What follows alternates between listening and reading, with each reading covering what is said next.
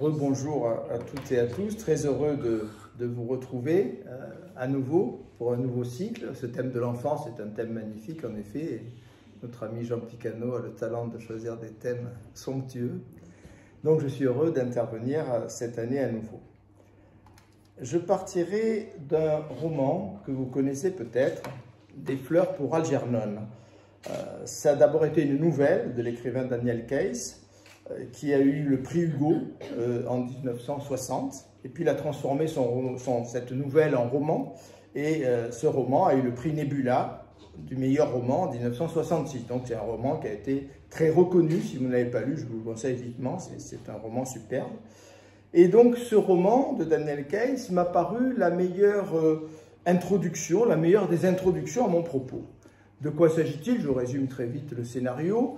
Deux médecins, deux neurobiologistes, on les appellerait ainsi aujourd'hui, font des découvertes importantes sur le cerveau et arrivent à transformer le cerveau d'une souris, ce sont les animaux préférés de nos neurobiologistes, et ils donnent à cette souris des capacités extraordinaires. Elle s'appelle Algernon, d'où le titre du roman, et cette souris donc atteint des performances très supérieures à toutes ses congénères.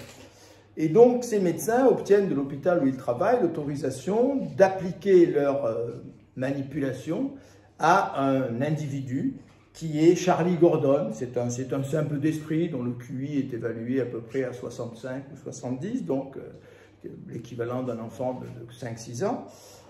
Et donc l'opération va réussir effectivement. Charlie Gordon va vivre des expériences merveilleuses, sortir de cet état dans lequel il se trouvait, cet état d'innocence en quelque sorte. Il va vivre même une belle aventure amoureuse, inattendue, avant de perdre peu à peu, malheureusement l'opération est éphémère, et il va perdre peu à peu, il atteint un QI de 160, donc un QI de génie, et il va perdre peu à peu ses facultés, et il va régresser vers son état initial. Donc voilà ce très beau roman qui m'a paru vraiment une très belle illustration, une très belle introduction à mon propos. Des fleurs pour Algernon, c'est une remarquable description d'une évolution suivie d'une involution. Il y a un personnage qui, au fond, passe de la prime enfance dans laquelle il se trouve du fait de son handicap à la conscience. Donc j'ai symbolisé cela avec un enfant ayant quelques problèmes et le grand Einstein. Donc il devient Einstein en quelque sorte, et puis ensuite, eh bien, il va régresser et il va revenir, donc il va quitter cette lucidité de l'adulte et même cette grande intelligence de l'adulte pour retrouver à la fin du livre l'innocence de l'enfant. Et c'est remarquablement écrit. Le talent de l'écrivain, ça a été de faire parler ce personnage dans les deux états qu'il connut.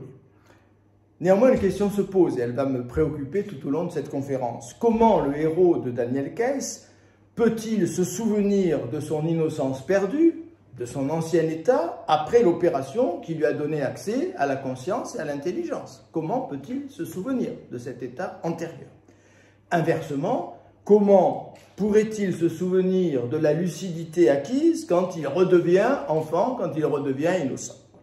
Donc ces deux questions, elles seront au cœur de la première partie de ma conférence. Ces deux questions nous aideront à distinguer dans un second temps ce que j'appellerai innocence initiale et innocence conquise. Et pour cela, j'interrogerai un auteur très peu connu, je suis peut-être un des rares à l'avoir lu, c'est un Français qui a vécu toute sa vie dans un ashram de l'Inde, il est devenu moine bouddhiste, il s'appelle Alexandre Calda, et j'aurai l'occasion de vous parler de son livre extraordinaire, Le Dieu de Dieu. Donc Alexandre Calda passera le relais à Nietzsche, et dans une troisième partie, le relais sera passé en sens inverse. C'est Nietzsche qui redonnera la parole à Alexandre Calda afin de nous éclairer à propos de cet enfant que nous pourrions redevenir, cette seconde innocence qui sera la thèse fondamentale au fond de mon propos. Premier temps de ma conférence, l'impossible accès à l'innocence perdue.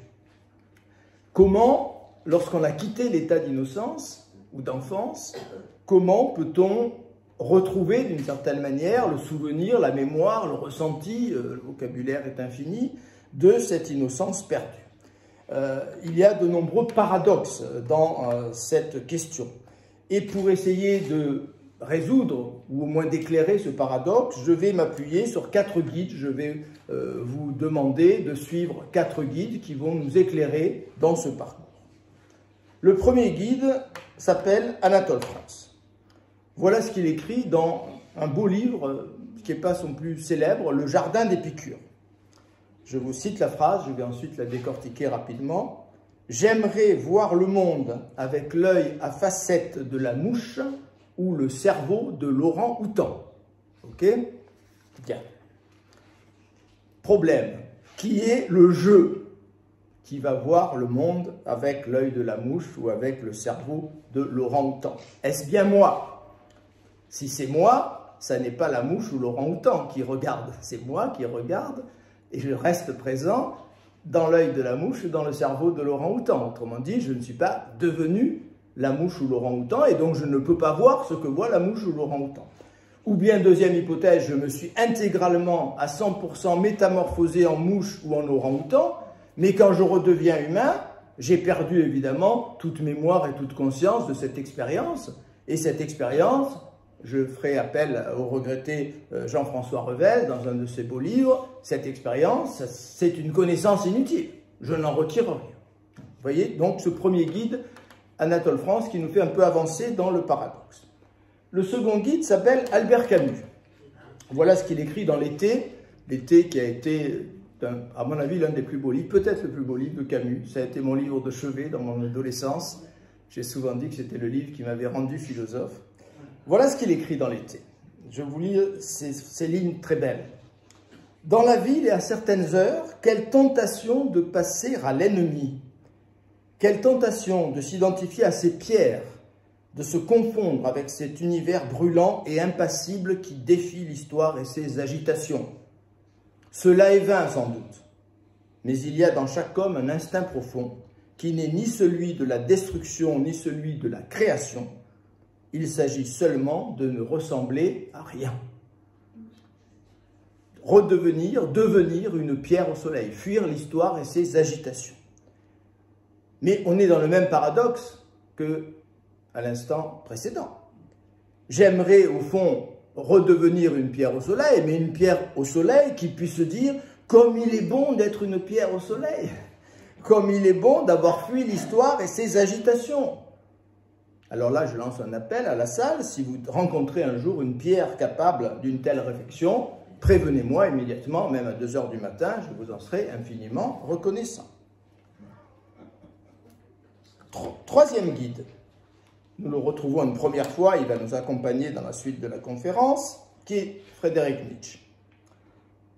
Voilà ce qu'il écrit dans la seconde inactuelle, qui est l'un de ses plus beaux textes de jeunesse, de l'utilité et des inconvénients de l'histoire pour la vie. Je vous lis ce texte, il est un tout petit peu long, mais il est important. Observe le troupeau qui paît sous tes yeux. Il ne sait pas ce qu'est hier ni ce qu'est aujourd'hui.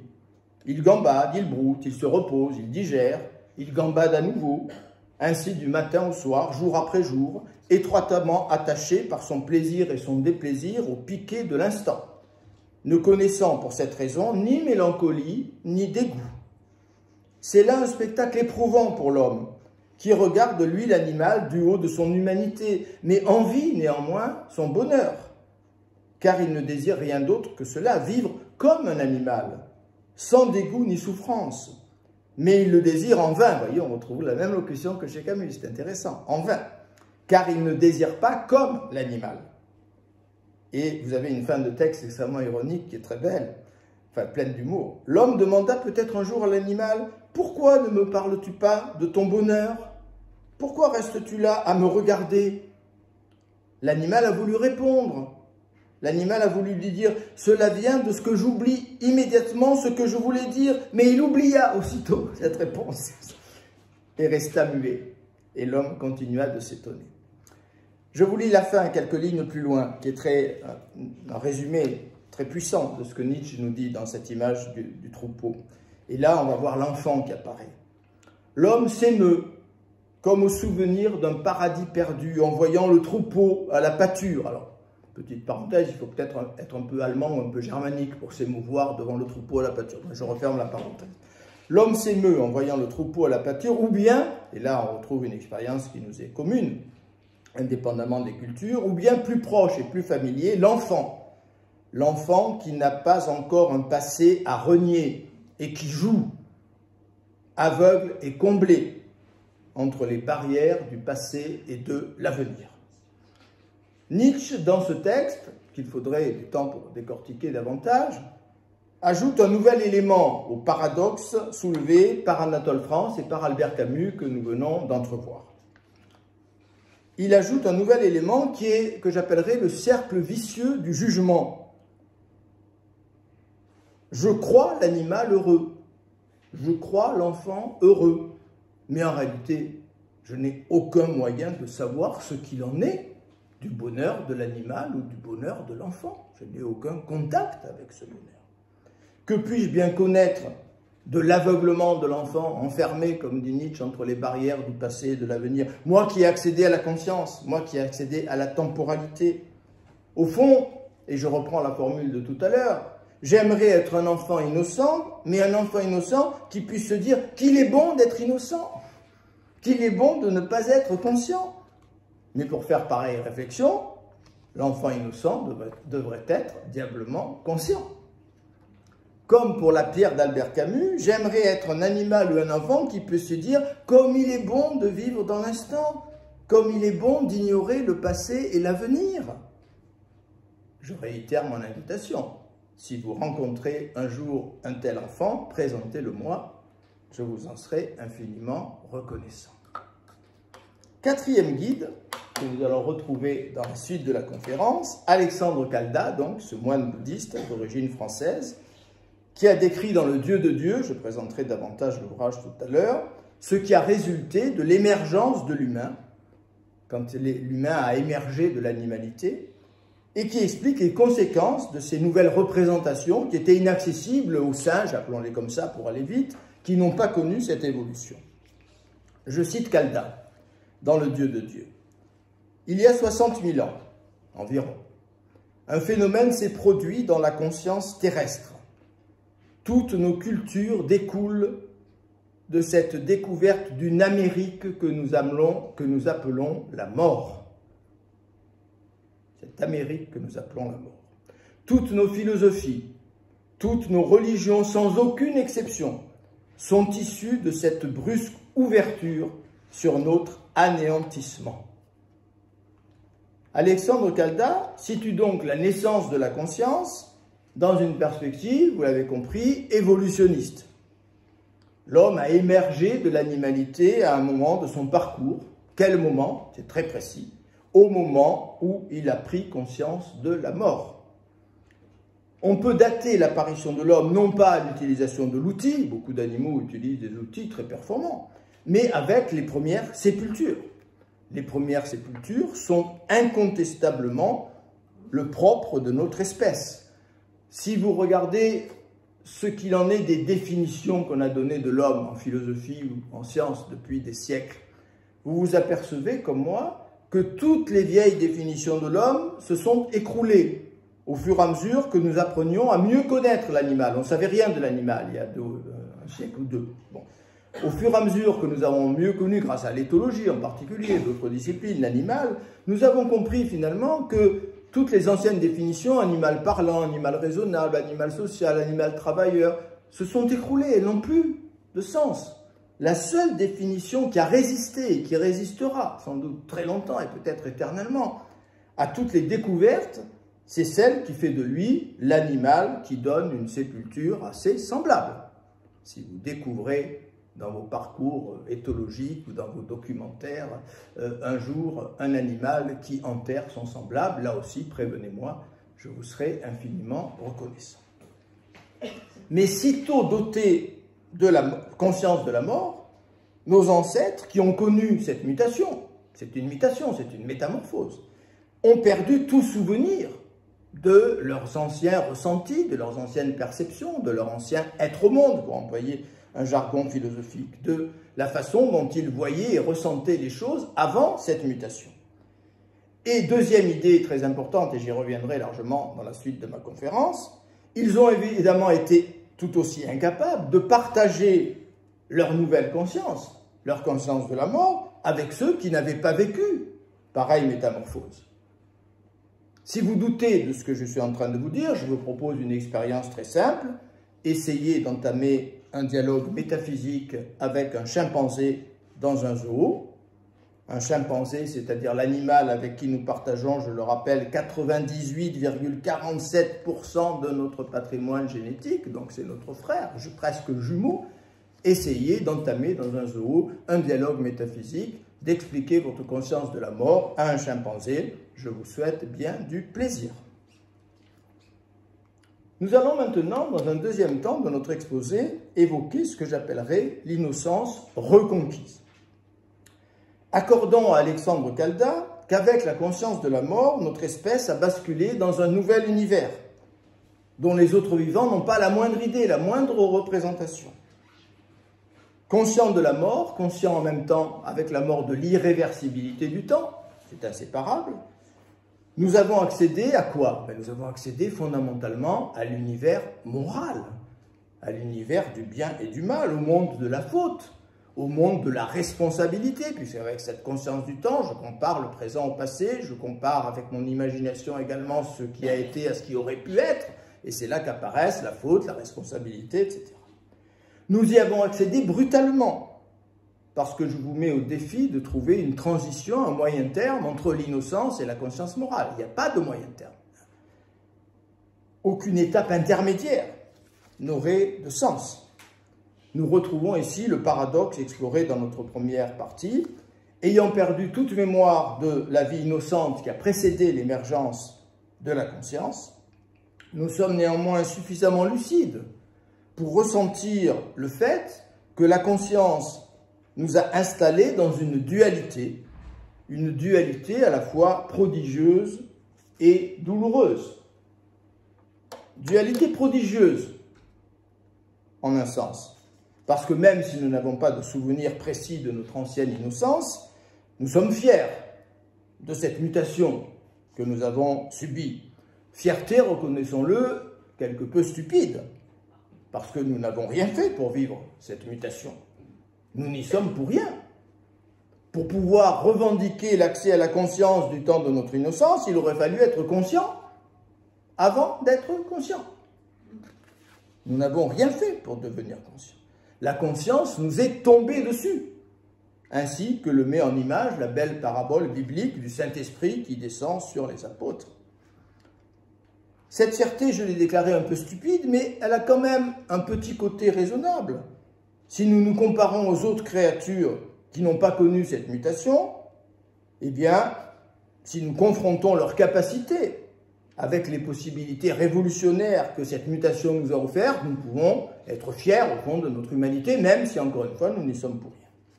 Donc, dualité prodigieuse, mais dualité douloureuse.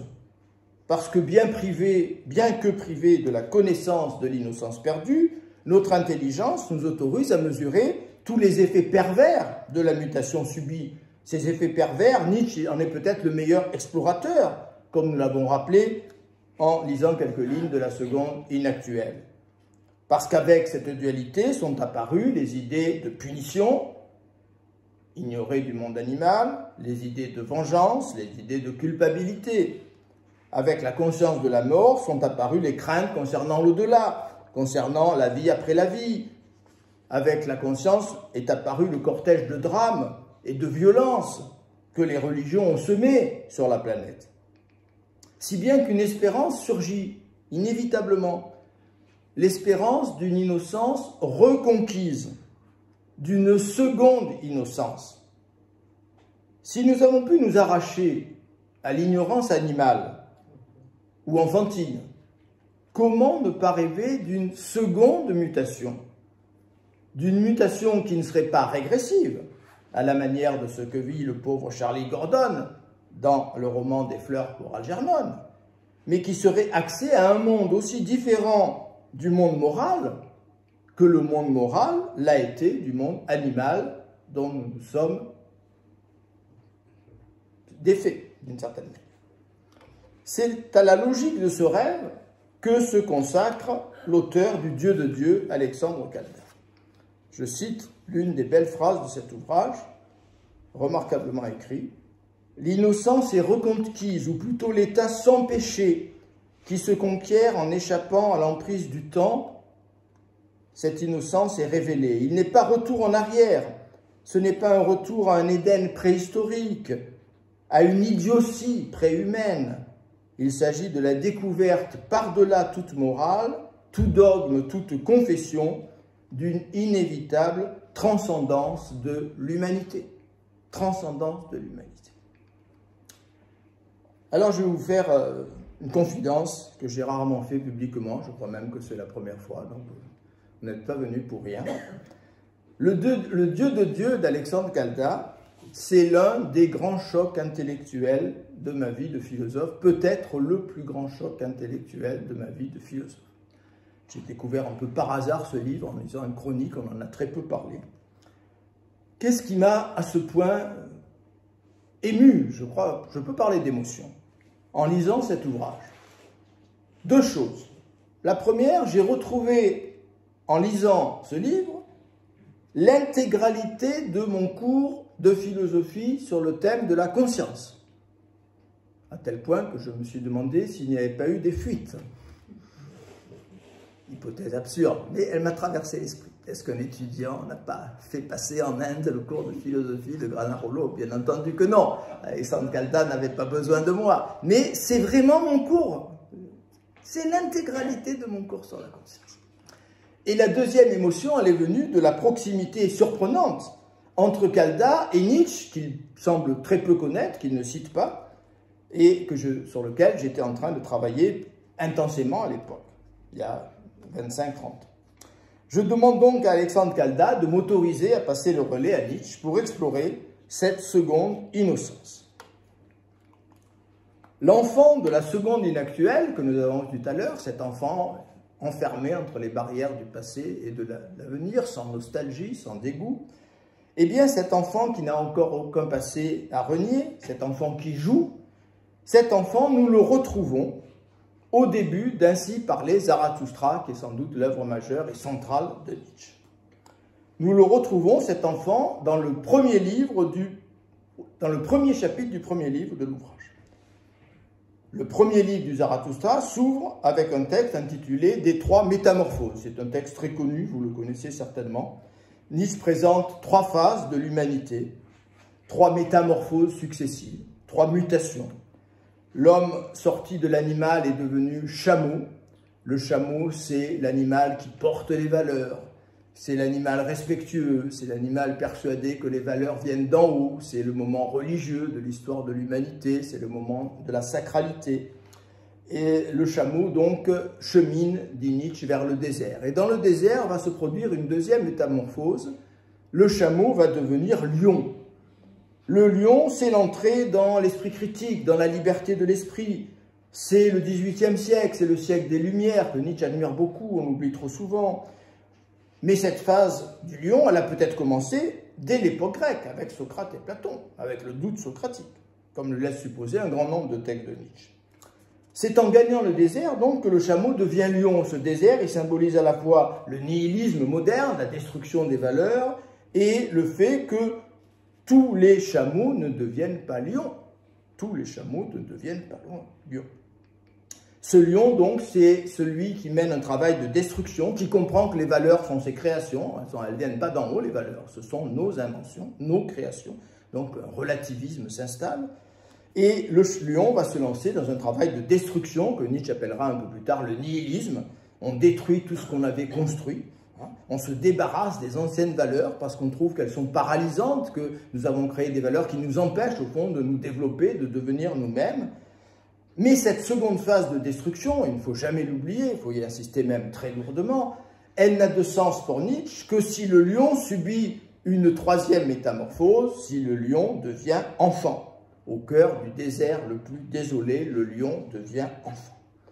Et Nietzsche fait preuve alors d'un véritable génie elliptique. Je ne crois pas que c'est mon admiration pour Nietzsche qui m'amène à dire cela. Je crois qu'il n'y a pas d'autre expression. Il arrive à dire en 3 phrases ce que aucun philosophe n'est arrivé à dire en plusieurs centaines de pages. Et je vais vous le démontrer. Il écrit une quinzaine de lignes sur le chameau, il écrit une quinzaine ou une vingtaine de lignes sur le lion, il écrit 4 lignes sur l'enfant. Elles sont à l'écran. J'ai mis le texte allemand pour les germanistes qui voudraient vérifier la précision de la traduction. L'enfant est innocence et oubli, un nouveau commencement, un jeu, une roue qui roule sur elle-même, un premier mouvement, un oui sacré. Je ne résiste pas au plaisir de vous lire le texte allemand. Unschuld ist das Kind, unvergessen, ein neues Beginnen, ein Spiel, ein aus sich rollendes Rad, eine erste Bewegung, ein heiliges Ja-Sagen. Voilà, tout est dit en 4 lignes. Alors, comment commenter un tel texte? Il me faudrait des heures. Pour décortiquer, je vous ai dit que Nietzsche fait preuve d'un génie elliptique. Il faudrait qu'on reste ensemble jusqu'à minuit. Moi, je veux bien, mais vous, je ne serais peut-être pas forcément d'accord. Je vous propose une méthode simple. Pour commenter ce texte, je vous propose la méthode de l'inversion. Inverser l'ordre des termes. Nietzsche nous dit « L'enfant est innocence et oubli. Unschuld und Vergessen. » Il ne dit pas « L'enfant est oubli et innocence. » Innocence et oubli. Que signifierait l'inversion des termes? Partons de la phrase inversée. Qu'est-ce qu'elle voudrait dire, la phrase inversée? Souvenons-nous qu'avec son Zarathustra, Nietzsche essaye de nous transmettre ce moment extraordinaire qu'il pense avoir vécu, certains pensent que c'est de l'ordre de la folie, moi je n'ai jamais pensé ainsi, au bord du lac de Silvaplana, dans Rangadine, où il passait ses étés. Il y a un monument qui célèbre ce moment. Août 1881, Nietzsche vit un moment d'extase. Il dit qu'il a vu le retour éternel. J'ai consacré à cette expérience du retour éternel l'intégralité de mon premier livre sur Nietzsche. Il m'arrive de dire que c'est peut-être le meilleur et que j'aurais dû m'arrêter là, mais j'ai persévéré bêtement. J'ai consacré donc à ce moment l'intégralité de mon premier livre, publié en 1993, L'individu éternel, l'expérience nietzschéenne de l'éternité. Je reviens à l'inversion. Si Nietzsche avait écrit « L'enfant est oubli et innocence », quel aurait été son message? Il nous aurait dit « L'enfant qui vient au monde oublie, à l'instant où il vient au monde, toutes ses vies antérieures, tout ce qu'il a appris dans l'autre dimension. » Nous serions alors très proches de la pensée de Platon. Platon parle sans arrêt de cette expérience, de cette réminiscence. De temps en temps, nous avons un flash, nous nous rappelons ce que nous avons vécu avant cette incarnation. Nous nous retrouvions très proches de la pensée orientale, avec la thèse de la réincarnation, la vie antérieure de Baudelaire, poète éminemment platonicien. J'ai longtemps habité sous de vastes portiques, vous connaissez, je pense, ce magnifique poème des Fleurs du Mal. Donc, Nietzsche ne dit pas que l'enfant est innocence et n'est oublié et innocence, il dit que l'enfant est innocence et oubli. Donc, que veut-il dire? Il veut dire que, au moment de la venue au monde, certains enfants prononcent, au fond, ce que Nietzsche appellera un peu plus loin un oui sacré à la vie, à l'existence, et parce qu'ils atteignent ainsi l'innocence, eh bien, ces enfants sont, je dirais, en accord, en harmonie avec le monde, avec eux-mêmes, et donc, ils peuvent du même coup oublier, en particulier oublier les éléments négatifs que tout individu rencontre au cours d'une existence. Innocence, et donc oubli. L'oubli est la conséquence de l'innocence qui est première. Au fond, tout se passe comme s'il y avait 2 types d'enfants, de nourrissons. Je les ai symbolisés par ces images un peu arbitraires. Parmi les enfants qui viennent au monde, certains prononcent ce oui sacré dont nous parle Nietzsche. Du même coup, ils oublient les cycles passés, ils oublient les douleurs passées, les traumatismes de leur vie antérieure. D'autres ont la force de l'oubli. Et donc ces enfants vont mener une existence sereine, au-delà du bien et du mal, pour parler comme Nietzsche. D'autres, au contraire, sont pleins de ressentiment. Ce sont des malades de la mémoire. Ils vont répéter les aspects les plus douloureux de leur vie antérieure. On est dans le tragique de la répétition, sur lequel Freud, qui est très proche de Nietzsche, bien souvent, nous a éclairé. C'est le contrepoint de la formule « l'enfant est innocence et oubli ». Innocence d'abord, À l'instant où il revient au monde, l'enfant prononce ce oui sacré. Il dit oui à l'infinité de ses existences antérieures. Il a renoncé à tout manichéisme, il a renoncé à toute dualité, comme les plus grands sages nous l'ont enseigné, Spinoza, les sages orientaux, bien d'autres encore. L'enfant possède, au moment où il revient, la mémoire totale de ses cycles antérieurs, de ses existences antérieures, mais cette mémoire est dépourvue de toute animosité, cette mémoire est adhésion. Nietzsche n'écrira-t-il pas dans Ecce Homo, en 1888, dernière année de lucidité, en nous livrant sans doute l'une des formules les plus pertinentes concernant son retour éternel, il écrit « Le retour éternel, c'est la forme la plus haute d'acquiescement qui puisse être atteinte. » Je suis très attaché à cette formule, qui nous dit presque tout, la formule d'acquiescement ou d'approbation la plus haute qui puisse être atteinte. Alors, si Nietzsche avait dit l'inverse, je reviens un peu en arrière pour être clair, il aurait été proche de Platon, il aurait été proche de la pensée orientale et de la thèse de la réincarnation, il aurait été proche aussi de la pensée hébraïque. Vous savez, je pense tous, pourquoi nous avons ce joli petit trou sous le nez, hein, vous le savez, hein, vous ne le savez pas? Oh, c'est dommage, ben, je vais vous l'apprendre avec grand plaisir. Dans la culture hébraïque, on raconte que quand l'enfant vient au monde, il a envie de raconter tout ce qu'il sait, tout ce qu'il a appris dans l'au-delà, toutes ses vies antérieures, et alors un ange vient lui appuyer fortement sur la bouche en disant « tais-toi hein !» Et c'est la trace, hein, c'est le doigt de l'ange qui nous a laissé ce joli petit trou, inexpliqué par la biologie, donc c'est joli quand même, hein, c'est ce doigt de l'ange qui nous a laissé cet admirable petit trou qui fait notre fierté entre le nez et la lèvre supérieure. Innocence et donc oubli, nous l'avons dit. L'enfant donc dit oui à cette existence, il devient capable de revivre sa vie comme s'il ne l'avait jamais vécue. Chacun d'entre nous a remarqué cette extraordinaire différence qui existe. Alors je vais me lancer dans une hypothèse un peu audacieuse, sans doute, comme l'ensemble de cette conférence, mais vous ne m'en voudrez pas. Il faut être un peu audacieux en philosophie. Il n'y a pas d'explication véritable chez les pédopsychiatres, chez les neurobiologistes, de ces différences extraordinaires. Pourquoi certains enfants qui viennent au monde sont si joyeux, si épanouis, et pourquoi d'autres pleurent sans cesse? On n'a pas de véritable explication de cela. Alors je vous propose une hypothèse qui vaut ce qu'elle vaut, mais après tout, pourquoi pas, puisque nous n'avons pas d'hypothèse qui nous satisfait. Parmi ces enfants, je dirais que certains parviennent à l'innocence, innocence et oubli, et donc ils vont pouvoir oublier leurs existences antérieures avec le cortège de souffrance qui accompagne souvent ces existences.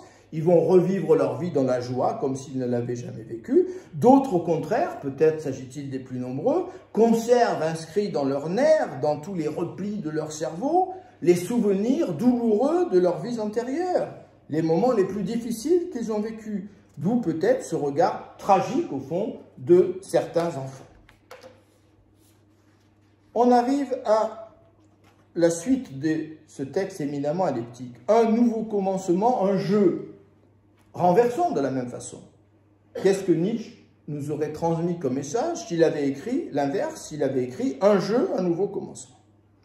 Ben, cette inversion, elle confirmerait le texte précédent, le texte que j'ai commenté précédemment. Un jeu d'abord. L'enfant se retrouverait dans un état d'innocence et il vivrait de façon ludique, si vous voulez, sa nouvelle existence. Mais Nietzsche n'a pas écrit cela. Il a écrit un jeu, un nouveau commencement, un jeu. Et cette formule, elle est infiniment plus complexe que la formule inverse. Alors pour aller vite, parce qu'encore une fois, il me faudrait des heures et des heures pour tirer toute la substantifique moelle, comme dirait Rabelais, de ces quelques lignes extraordinaires, je dirais pour aller vite que ce n'est pas l'oubli qui autorise le jeu, c'est le oui sacré dit à la vie qui transforme cette vie en jeu, au-delà du bien et du mal, pour parler le jargon Nietzsche. Dernière formule, une roue qui roule sur elle-même. Une roue qui roule sur elle-même et non pas une roue qui roule sur un chemin, sur une route. Nietzsche, après avoir écrit le Zarathustra, on oublie trop souvent, écrit la généalogie de la morale. J'y reviendrai dans quelques instants. C'est un texte entièrement consacré, au fond, à l'invention de la morale, à l'invention de la faute. Et ensuite, il écrira l'Antéchrist. Il y a une logique considérable dans le cheminement nietzschéen qui n'a pas été suffisamment mis en évidence par les commentateurs. Donc, cette roue, elle roule sur elle-même et non pas sur un chemin, dans une direction. Elle symbolise évidemment le retour éternel. Il s'agit de répéter à l'identique le scénario, les moments de ses précédentes existences. Mais cette roue, comment pourrait-elle être adhésion? Si Nietzsche a eu raison de penser que le temps a la figure du retour éternel, s'il a eu raison, pourquoi pas, après tout, certains astrophysiciens sont tout près de lui donner raison aujourd'hui, je pense à Bojovald et à quelques autres. Bon. S'il a eu raison de considérer que l'univers est composé de cercles qui se répètent de toute éternité sans la moindre variation, et pourquoi pas? Comment rejoindre Nietzsche néanmoins quand il semble attendre de nous, j'ai presque envie de dire exiger de nous, une approbation de cette répétition? C'est quand même beaucoup nous demander. Nietzsche nous demanderait d'aller au-delà du stoïcisme. Vous savez que les stoïciens nous demandent d'accepter tout ce qui nous arrive. Nietzsche nous demande d'aimer ce qui nous arrive. Est-ce que ce n'est pas une demande excessive? Nietzsche nous demanderait non seulement de vouloir ce qui nous arrive, mais d'y adhérer par notre volonté, par nos affects. On a là évidemment une difficulté que je ne camoufle pas dans la pensée nietzschéenne. Premier mouvement, oui, sacré. J'en viens à cette expression premier mouvement. L'enfant peut s'engager dans le cycle des cycles par un premier mouvement. Il rejoint ce que j'ai appelé dans mon livre L'individu éternel, l'instant zéro. Tout se passe comme si l'enfant se trouvait au début de l'univers. Parce que je vous fais remarquer, mais ça demanderait un long développement, que si le retour est éternel, il n'y a pas eu de commencement. Sinon, il n'est pas éternel. Si le retour éternel a commencé, il n'est pas éternel.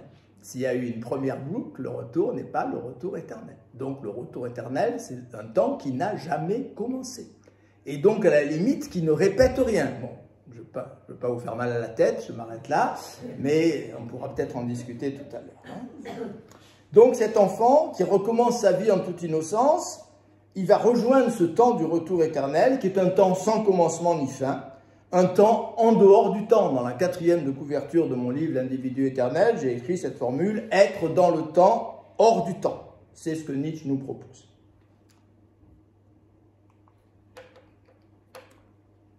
Premier mouvement. L'enfant capable d'atteindre cette seconde innocence, il va prolonger, durant toute son existence, le jeu de l'enfance. Le jeu, c'est-à-dire la chose la plus sérieuse qui soit. Il n'y a rien de plus sérieux que le jeu. Le jeu sépare ceux qui ont compris ce qu'est vraiment la vie et ceux qui, suivant la belle expression de la langue française, se prennent au sérieux. L'esprit de lourdeur, ces horribles personnages que vous connaissez, j'espère que vous ne les côtoyez pas trop, parce qu'ils vous gâchent la vie, ces horribles personnages qui ont oublié qu'ils sont mortels. Eh bien, ils ont perdu de vue la comédie, ce que Nietzsche appelle parfois l'histrionisme de la vie humaine. Ainsi, nous assisterions au début, à chaque naissance, au fond, à la scission de l'humanité en deux catégories. L'humanité se diviserait en deux, un peu comme chez Hegel. Hegel avait eu un peu la même idée dans sa phénoménologie de l'esprit. Comme chez Hegel, l'esprit se scinde en maître et en esclave. Vous connaissez tous cette dualité chez Hegel du maître et de l'esclave. Eh bien, chez Nietzsche, l'humanité se diviserait en joueurs, en enfants innocents, qui vont vivre leur existence comme si c'était la première fois, avec une adhésion parfaite à tous les éléments de leur vie, même aux aspects qui pourraient être perçus comme les plus négatifs par un œil moral ou manichéen, et ceux que j'ai appelés tout à l'heure, je reprends mon expression, les malades de la mémoire. Nietzsche a été élevé dans le protestantisme, son père était pasteur, il connaît parfaitement le Nouveau Testament qui nous exhorte à vivre sans souci du lendemain, je cite la formule, comme le font les oiseaux du ciel. Alors nous allons maintenant entamer le troisième et dernier moment de cette conférence avec la seconde innocence que j'ai appelée l'enfant que je serai.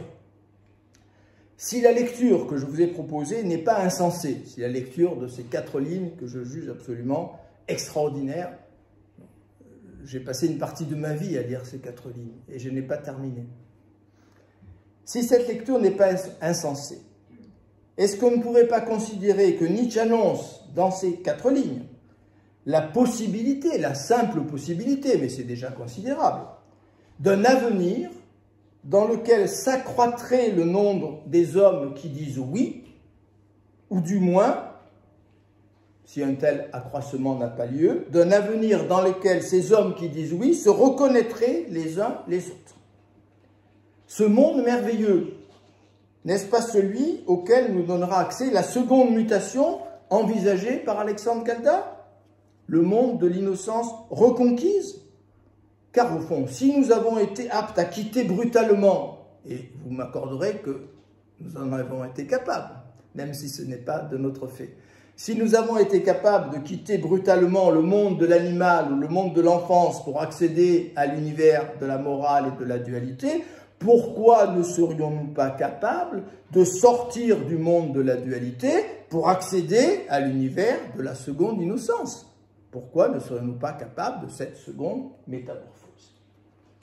Revenons un instant à la première mutation évoquée par Caldas, ce que j'ai fait dans la première partie de ma conférence. Que s'est-il passé quand nos ancêtres ont acquis la conscience de la mort? Les singes, pour aller vite encore une fois, hein,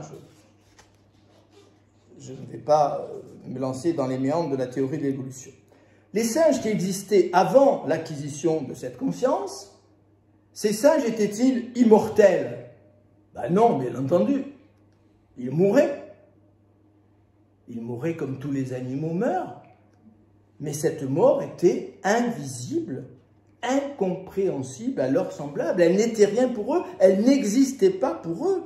Ils vivaient dans un monde d'où la mort était absente parce que la mort était invisible à leurs yeux. Quand la mutation s'est produite, nos ancêtres ont observé pour la première fois des cadavres qu'aucun de leurs prédécesseurs n'avait jamais vus. Alors question, que voyaient donc leurs prédécesseurs, mais aussi leurs contemporains qui n'ont pas subi la même mutation? Que voyaient leurs prédécesseurs quand ils découvraient l'un de leurs semblables sans vie? Difficile à dire en vérité. Nous nous retrouvons ici devant les paradoxes que j'ai évoqués au début de ma conférence. Mais peut-être pas tout à fait impossible. Si l'on compare l'animal au jeune enfant, les psychologues de l'enfant, depuis plusieurs décennies, nous ont appris à dater la naissance de la conscience de la mort chez l'enfant. On a des découvertes irréfutables sur ce plan-là. Avant l'apparition de cette conscience de la mort dans la petite enfance, l'enfant, que voit-il quand il voit un cadavre? Il voit un corps immobile, il voit un corps qui dort. Et quand quelqu'un décède autour de lui, dans la famille, eh bien, ce décès est conçu comme une disparition, comme une absence, comme un long voyage, comme un long éloignement. On le pousse peut-être parfois dans cette direction, avec les paroles qu'on emploie pour le rassurer. Un éloignement durable. L'enfant ne perçoit pas la mort jusqu'à un certain moment de son développement. La mort est étrangère à son univers, comme elle est chez ces singes qui n'ont pas encore subi la mutation dont nous parle Caldas. Quand la conscience de la mort a été donnée à certains de nos ancêtres, je dis bien à certains, d'autres sont restés dans l'état où ils étaient. Elle les a séparés à jamais de tous ceux de leurs congénères qui n'avaient pas subi cette mutation. Alexandre Caldas nous propose très logiquement de raisonner par analogie. Si demain, une seconde mutation, et pourquoi pas, puisque nous avons vécu la première, conduit certains d'entre nous dans un univers au-delà de la dualité, mon ami Nietzsche dirait au-delà du bien et du mal. Donc si une seconde mutation conduit certains d'entre nous au-delà de la dualité, tous ceux qui n'auront pas subi la même mutation seront aveugles à l'événement qui s'est déroulé, totalement aveugles. Quant aux mutants eux-mêmes, ils seront incapables de faire comprendre, de faire entrevoir aux non-mutants le monde dans lequel désormais leur existence se déploie. Même si les mots nous font ici défaut, Alexandre Calda a le mérite de tenter de verbaliser un tel événement. Qui nous dit qu'un changement se produisant en nous demain, nous ne verrons pas du même coup l'univers changer sous nos yeux extatiques, tandis qu'autour de nous, ceux que n'aura pas touché la métamorphose continueront de le voir comme nous le voyons aujourd'hui. Alors, pour éclairer, ou peut-être pour compliquer encore les choses, je vais me permettre un brin de provocation. Et ceux qui me connaissent savent que je ne suis pas tout à fait indifférent à la provocation. Imaginons, supposons un instant que celui qui est devant vous, Philippe Granarolo, ait subi cette mutation. Vous me regardez avec des yeux inquiets. Supposons que Philippe Granarolo ait subi cette mutation, qu'il est propulsé dans ce nouvel univers, dans cette nouvelle vision de la réalité, dans cette seconde innocence. Supposons que moi, Philippe Granarolo, j'existe depuis cette mutation dans un univers qui n'a plus rien de commun avec celui qui était le mien et avec le vôtre, si vous n'avez pas connu cette mutation, ce que j'ignore bien sûr. Deux implications majeures découleraient de cette supposition. Je rappelle avec insistance que c'est une supposition. Première implication, vous seriez incapable de voir en moi un mutant totalement différent de vous. Les chimpanzés, alors je vous rassure, je ne vous prends pas pour des chimpanzés, hein, mais je reviens en arrière, rappelez-vous, les chimpanzés dont parle Calda, que j'ai interpellé dans la première partie de la conférence, quand ils vous voient de l'autre côté de la grille, dans un zoo, est-ce qu'ils vous voient comme des humains? Ben, bien sûr que non, ils n'ont aucune idée de ce qu'est l'humain. Ils vous voient comme des chimpanzés, plus ou moins semblables à eux. Ils n'ont pas tout à fait tort, puisqu'on a presque 100% de commun avec eux au niveau du patrimoine génétique. Donc, première implication, vous ne pouvez pas savoir que je suis passé dans une autre dimension. Tant pis pour vous. Seconde implication, moi qui ai subi, qui aurais subi cette métamorphose, je suis dans l'incapacité radicale de vous faire ressentir dans quel univers se déroule à présent mon existence. Vous voyez, double ignorance, double impossibilité. Seul Alexandre Calda m'a aidé à comprendre. C'est pour ça que ce livre m'a fait un choc aussi considérable, je le disais tout à l'heure. Seul Calda m'a fait comprendre ce que Nietzsche a probablement vécu au bord du lac de Sils Maria au début du mois d'août 1881 et que j'ai essayé d'interpréter. Il fallait être aussi audacieux et fou que Granarolo pour se lancer dans cette aventure. Aucun commentaire de Nietzsche n'a osé le faire. Il fallait être un peu frappadingue. Ce que Nietzsche a vécu au bord du lac de Sils Maria, c'est une sortie de la dualité. C'est un nouveau regard. C'est l'accès à un univers sans comparaison aucune avec le monde moral dans lequel nous déployons nos existences depuis la première mutation, celle qui a transformé le singe en homme. Alexandre Calda prend le risque de verbaliser l'indicible quand il écrit « Et le jour où vraiment nous ne croirons plus au mal, avec un grand M, le jour où notre pensée ne verra plus la nuit en nous, nous ne la verrons plus hors de nous. Alors pointera le jour éternel annoncé par l'Apocalypse. » Il est temps de conclure sur cette seconde innocence, ce que j'appellerais le retour sans retour. Lorsque Nietzsche a vécu cette expérience de l'éternité, il a regagné ensuite le monde de ses semblables. Cette expérience a été éphémère, sans lendemain. Et il s'est trouvé au pied d'une montagne impossible à gravir. Les 8 années de lucidité qui lui restaient à vivre, de 1883 à 1888, enfin 81, pardon, à 88, il les a employées du mieux qu'il pouvait, d'une part pour tenter de se souvenir de l'univers dans lequel il avait brièvement pénétré, et d'autre part pour élaborer un chemin rationnel pour ouvrir les portes de cet univers perdu. Mais la tâche était quasiment impossible. notre philosophe s'est égaré alors dans ce que j'appellerais le labyrinthe du temps paradoxal. Il a essayé de penser ce qu'il avait vécu, mais il n'y est pas parvenu. Pourquoi temps paradoxal? Parce qu'un temps qui n'a jamais commencé et qui pourrait cependant recommencer, un temps hors du temps, défie notre pensée, défie notre imagination. Voilà peut-être l'une des raisons qu'aucun commentateur, à ma connaissance, n'avait exposé avant moi. Voilà pourquoi Nietzsche évoque Ariane dans les derniers mois de sa vie lucide, alors qu'il est au bord peut-être de l'effondrement mental.